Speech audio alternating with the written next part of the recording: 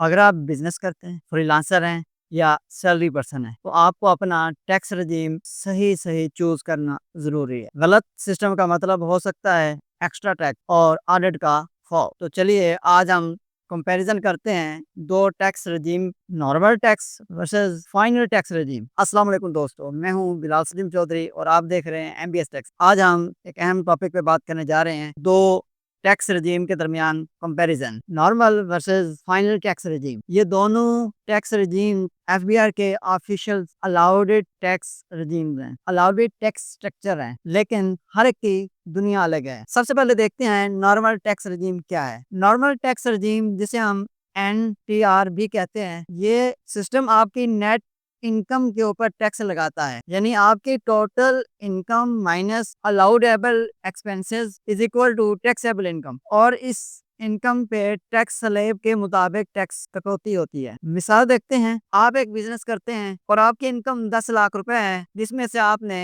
4 लाख रुपए अपना खर्चा डिडक्ट किया है, डिक्लेयर किया है, तो बकिया 6 लाख रुपए बचा, उसके ऊपर आपका टैक्स कैलकुलेट होगा, ना कि फुल 10 लाख पे। अब हम बात करते हैं फाइनल टैक्स रेजिम के बारे में, जिसे हम एफटीआर भी कहते हैं, जहां आपकी ग्रॉस इनकम या ट्रांजैक्शन इनकम पर टैक्स लगता है। ग्रॉस इनकम या ट्रांजैक्शन इनकम पर टैक्स लगता है। कोई एक्सपेंसेस का क्लेम नहीं होता, कोई रिफंड क्लेम नहीं होता, कोई डिडक्शन नहीं होती। एफबीआर सिंपली फिक्स टैक्स लगा देता है। मिसाल देखते हैं, आप कंट्रैक्टर हैं, आपको 10 लाख रुपए की इनकम हुई है या आपको 10 लाख रुपए रिसीव हुए हैं, तो उस पर एफबीआर डायरेक्टली 10% या 7.5% के हिसाब से टैक्स डिडक्ट कर लेगा और बस केस क्लोज हो गया। ना रिफंड, ना एडजस्टमेंट और मोस्टली ना ही कोई ऑडिट। इन दो सिस्टम्स में फर्क क्या है? कई लोग बिना समझे एफटीआर चूज कर लेते हैं सिर्फ इसलिए कि वो सिंपल लगता है, लेकिन अगर आपके एक्सपेंसेस ज्यादा हैं तो एनटीआर ज्यादा टैक्स सेविंग प्रो हो सकता है। दूसरी तरफ अगर आपके पास ट्रांजैक्शन ज्यादा नहीं है या आप छोटे लेवल पे काम कर रहे हैं, तो एफटीआर आपको कंप्लेंट से बचा सकता है। ये मत भूलिए,